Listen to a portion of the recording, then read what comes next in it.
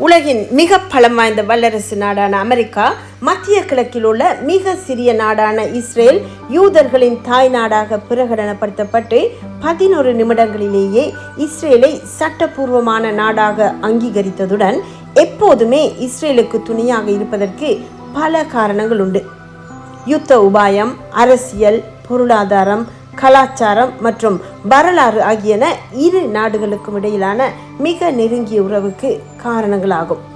1492 Spain நாட்டில் யூதர்கள் மதம் மாற வேண்டும் அல்லது நாட்டை விட்டே வெளியேற வேண்டும் என்ற சட்டம் பிறப்பிக்கப்பட்டது. அதே ஆண்டில் கொலம்பஸ் நாடுகான் பயணத்தை மேற்கொண்ட போது பல யூதர்கள் அதே கப்பலில் பயணித்து அமெரிக்காவில் முதலில் குடியேறினார்கள்.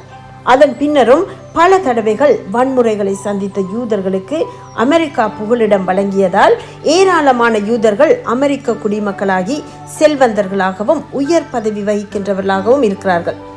1517 ஆண்டில் ஏற்பட்ட சபை சீர்திருத்தத்தின் பிறகு பாப்பாண்டவரின் தலைமையிலான கத்தோலிக்க சபையின் வன்முறைகளுக்கு விலகி சுயாதீனமாகவும் சுதந்திரமாகவும் வேதாகமத்தின் அடிப்படையில் தேவனை ஆராதிப்பதற்காக மொரேவியன்ஸ் என்ற மிகவும் பக்தியுள்ள கிறிஸ்தவர்கள் அமெரிக்காவில் போய் குடியேறினார்கள். இவர்கள் கிறிஸ்துவின் போதனைகளின்படி வாழ்ந்ததுடன் கிறிஸ்தவ மதத்தை நாடெங்கும் பரவ செய்தார்கள். எனவே அமெரிக்கா உலகிலே அதிக கிறிஸ்தவர்களை கொண்டுள்ளதுடன் கிறிஸ்தவ நம்பிக்கைகள் அதன் அரசியல் அமைப்பில் கூட செல்வாக்கு செலுத்தியுள்ளது.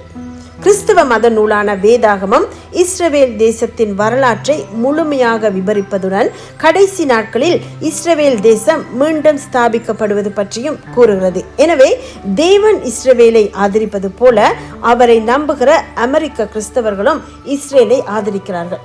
அது மட்டுமல்ல, தேவன் தமது ஜனங்களை ஆதரிப்பதற்கு தேவ தூதர்களையும் மனிதர்களையும் குறிப்பாக ராஜாக்களையும் அதிகாரத்தில் உள்ளவர்களையும் பயன்படுத்துவார். ஆகவே இஸ்ரவேலின் தேவனாகிய கர்த்தரே அமெரிக்காவினூடாக இஸ்ரேலை ஆதரித்து வருகிறார்.